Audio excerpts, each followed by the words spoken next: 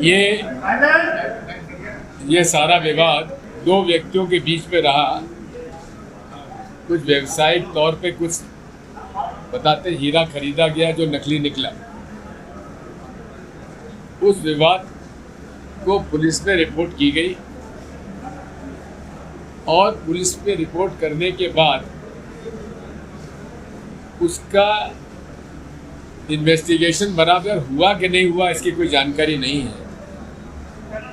लेकिन बिना अगर इन्वेस्टिगेशन हुआ है तो कम से कम जो फरियादी है उसको जानकारी होना चाहिए था कि इन्वेस्टिगेशन में उसकी संतुष्टि है कि नहीं है। लेकिन वो संतुष्ट नहीं था और चालान पुटअप किया गया और चालान पुटअप करने के पश्चात उस व्यक्ति की अदालत से जमानत हो गई। वहाँ कर्णी सेना के कुछ लोगों ने यह मांग की कि ज्यादती हो रही है, पुलिस ने इस मामले में भ्रष्टाचार किया है और उसको छुड़वा दिया, हमें सौंप दो, हम इससे निपट लेंगे और इससे हम वसूल कर लेंगे। इस तरह की बातचीत हुई। थाने पर वो लोग गए, 12-15 लोग थे, ज़्यादा लोग नहीं थे, और उन्होंने मांग की कि हमको सौंप दो, हम इसको वसूल कर लेंगे। इस बात को लेकर वहाँ पर थाने पर पहला पुलिस लाठीचार्ज हुआ। अब जो लाठीचार्ज हुआ उसके विरोध में शांतिपूर्ण ढंग से धरना दिया गया और इसमें कोई राजनीतिक लोग नहीं थे, केवल राजपूत समाज के जो विभिन्न संगठन हैं, राजपूत परिषद है, महाराणा सेना है, कर्णी सेना है, अब राजपूत परिषद के अध्यक्ष आप हैं, उधर आप उपाध्यक्ष हैं, इस तरह से संभागीय अध्यक्ष हैं, सब लोग थे। उन्होंने शांतिपूर्ण धरना दिया। चूँकि कर्णी सेना के प्रांतीय अध्यक्ष जीवन सिंह जी हैं, उनको सूचित किया गया तो वो सुबह आ गए और मेरी जीवन सिंह जी से बात हुई। उन्होंने मुझे बताया कि तहसीलदार और टीआई से वो उनको लेने गए और होटल से उनको लेके आए। तहसीलदार साहब और थानेदार साहब, टीआई साहब चाहते थे कि आप धरना वालों को समझा बुझा के धरना समाप्त कर दो, लेकिन वो गाड़ी से उतरने के बाद पुलिस ने पिटाई शुरू कर दी, वाटर कैनन चला दिए और बेदर्दी से उनकी पिटाई हुई। आप देख रहे हैं कि जीवन सिंह जी को 4-5 लोगों ने घेर रखा है उन्हें बचाने के लिए, और 15-20 लोग लाठी से बुरी तरह से पीट रहे हैं। इसी के साथ कुछ तत्वों ने, जिसमें पुलिस भी शामिल हो गई, गाड़ियाँ तोड़ना शुरू किया, स्कूटर तोड़ दिए। मेरा अंदाज़ा लोगों ने जो मुझे बताया, लगभग 50 गाड़ियाँ, स्कूटर जो है, एक स्कूटर तो आपका ही अभी थाने में पड़ा हुआ है, आपके बेटे का, बुरी तरीके से गाड़ियाँ तोड़ी गई और पुलिस ने डंडे मार मार कर गाड़ियाँ तोड़ी।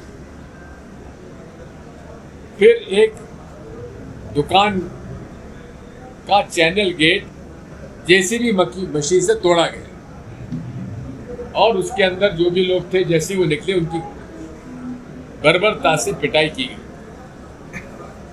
ये बात वहीं ख़त्म नहीं हुई।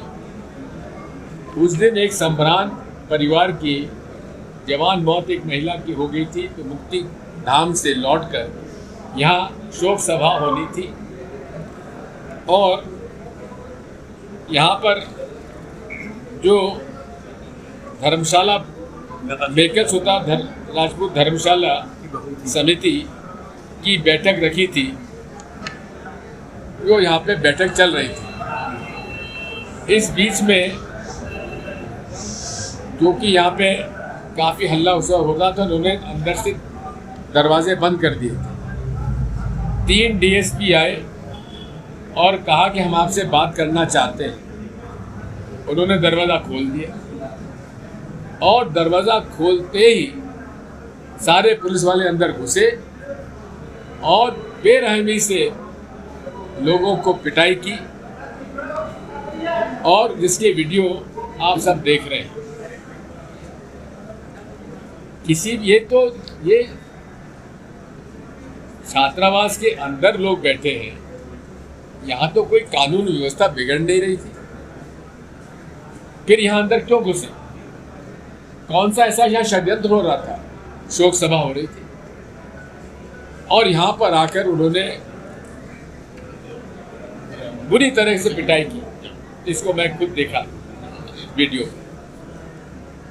चौकीदार की बेटी को लगा कि उसके पिता की खूब पिटाई हो रही है, मारपीट हो रही है, वो देख रही है, बुरी तरह से वो रोती रही।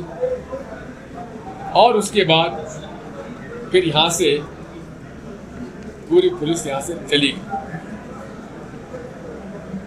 मेरा अनुभव राजनीति में और मुख्यमंत्री और मंत्री के रूप में है, यहाँ कानून व्यवस्था के कायम रखने के लिए कानून में और नियमों में ये प्रावधान है कि पुलिस बल प्रयोग कर सकता है, बल प्रयोग कर सकता है, लेकिन उसके लिए ये आखिरी विकल्प होता है, समझाइश के साथ, चर्चा के बाद, और पूरी तरह से दूसरी तरफ से कोई ऐसा प्रोवोकेशन यानी कि उनको उद्वेलित ना किया जाए, तो फिर कोई वाटर कैनन वगैरह छोड़ने की आवश्यकता नहीं है। लेकिन यहाँ पर तो राजपूत छात्रावास में तो कोई इस प्रकार का उत्तेजनापूर्ण कोई बात भी नहीं हुई। अंदर घुस के लोगों को पीटने का क्या औचित्य था? इसका हम घोर विरोध करते हैं और कहाँ तक सही मैं नहीं जानता, लेकिन मुझे लोगों ने बताया कि पुलिस ने नाम पता लगा के जिसके आगे सी लिखा हुआ है उनकी पिटाई लगाई, गाड़ियाँ तोड़ दी। एक गाड़ी पर राजपूत लिखा हुआ था, उसकी गाड़ी तोड़ दी। आखिर इस तरह का किसी भी एक विशेष तौर पर एक समूह, एक वर्ग जिसके साथ इस प्रकार का अन्याय हुआ है, ये तो भाई हम लोग इसको बर्दाश्त नहीं करेंगे। और इसलिए मेरी अंदर बैठ के सबसे चर्चा हुई है। चर्चा होने के बाद एक मेमोरेंडम टाइप किया गया है मुख्यमंत्री जी के नाम से। मुख्यमंत्री जी विदेश में है, इसलिए उनसे बात नहीं हो पाई, लेकिन हमारी मांग चारों तरफ से ये आई है कि आप हमारा पत्र जो है आप मुख्यमंत्री तक पहुंचाइए, और मुख्यमंत्री के पास पहुंचाने के बाद हम मांग करते हैं इस पूरी घटना की 12 तारीख से लेकर और 13 तारीख दोनों दिनों की न्यायिक जांच निष्पक्षता से होना चाहिए। किसी भी रिटायर्ड हाई कोर्ट या सिटिंग हाई कोर्ट जज के माध्यम से, या किसी भी डीजे सिटिंग या रिटायर्ड डीजे के माध्यम से जांच होना चाहिए। चूँकि जिन अधिकारियों के खिलाफ जांच होना है वो यहाँ यदि पदस्थ रहेंगे तो जांच निष्पक्षता से नहीं हो सकती। इसलिए हमारी ये मांग है कि जिला कलेक्टर, जिला SP, additional SP, additional collector और एसडीएम और एसडीओपी इनके स्थानांतरण कर न्यायिक जांच की जाना चाहिए। आप सब लोग इसमें सहमत हैं? सब लोग सहमत है। जैसा आपने अभी बताया संपूर्ण वाकया हमारे आदरणीय श्री राजा साहब ने बताया है, मैं यहाँ पर पुनः बताना चाहूँगा आप लोगों। अब अपने सपनों की पढ़ाई कीजिए अपने ही शहर के पास। सागर शहर से मात्र 12 मिनट की दूरी पर स्थित है ज्ञानवीर विश्वविद्यालय, जहां आपको मिले सुविधाजनक बस सेवा, आधुनिक कैंपस इंफ्रास्ट्रक्चर, अनुभवी शिक्षकगण और एक उज्जवल करियर की गारंटी। यहाँ उपलब्ध है प्रमुख पाठ्यक्रम जैसे management, pharmacy, agriculture, engineering, law, fine arts, hotel management, संगीत और नृत्य, पत्रकारिता और जनसंचार, परफॉर्मिंग आर्ट्स, जनरल कोर्सेज, शारीरिक शिक्षा, योग, पीएचडी सभी विषयों में। नए सत्र के लिए प्रवेश प्रारंभ हो चुके हैं।